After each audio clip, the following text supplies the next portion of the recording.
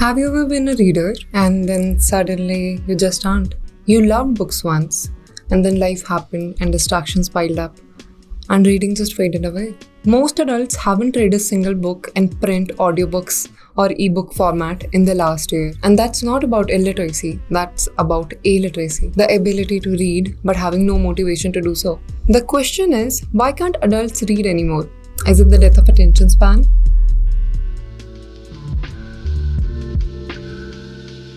Burnout makes us crave easy escapes. Life has gotten so busy. You are occupied with endless obligation, emotional labor, and picking up a book after a long day feels like running a marathon in your slippers. Your mind will definitely reach out for something lighter. People will definitely choose a reels, watching a podcast, watching a film over picking up a book because picking up a book feels like work of labor. But the thing is, reading isn't inherently heavy. It's supposed to be reflective and thoughtful and full of joy. What feels heavy is the space you must claim for yourself when you want to read. Reading is isolating. Unlike watching reels, watching a film with friends and family, it requires undivided, unshared attention. It's just you and the pages and your own thoughts. And I think that's the part that's most terrifying for people. In a world that is so designed for us to be constantly occupied, fill in every commute, every small space of time that we have with music, podcast, or have any sort of white noise with us in the background, when reading demands you to be completely silent and on your own, it will definitely feel heavy. So when you say that reading feels like a burden, it's not that books are heavy. It's just that we have lost the practice of sitting alone with our own thoughts. We have lost this muscle that self-reflects and settles with our own ideas. Attention isn't just about focus. It's about being comfortable with our own mind. And that's the real barrier. It isn't the books. It isn't the stories. It is our own self.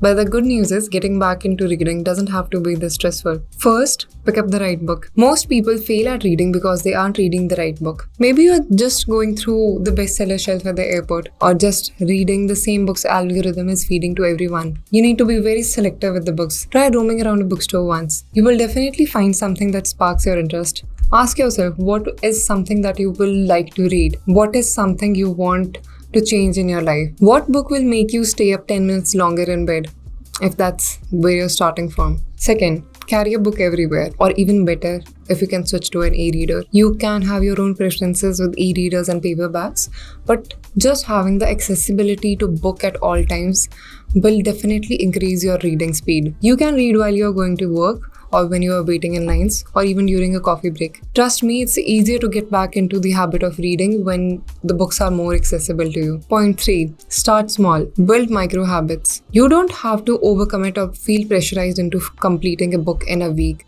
Start by making a ritual of reading one page before bed every day. But you have to make a consistent habit out of that. Point 4. Create a reader-friendly environment. Maybe a dedicated space, a cozy corner in your room, where you just have this dedicated space to reading. It is even better if you can be a part of book club or book community, online or offline, whatever is more feasible to you. Point 5. Revisit the books you once loved. I am assuming if you are trying to get back into reading, you must be a reader at some point of your life. Try picking up the books that got you into reading. Even Tolstoy believed in what he called the cycles of reading. He would revisit books, sometimes years apart, and rereading wasn't a way of repetition for him. It was a way of rediscovering ideas and gaining new fresh perspectives and to deepen your understanding about the same ideas. Alright, that's it for today. If you have tried any of these tips, or if you have some unique tips that helped you get back into reading, drop them in the comment section down below. I'd love to read them. And of course, if you liked the video so far, don't forget to drop a like and subscribe to the channel.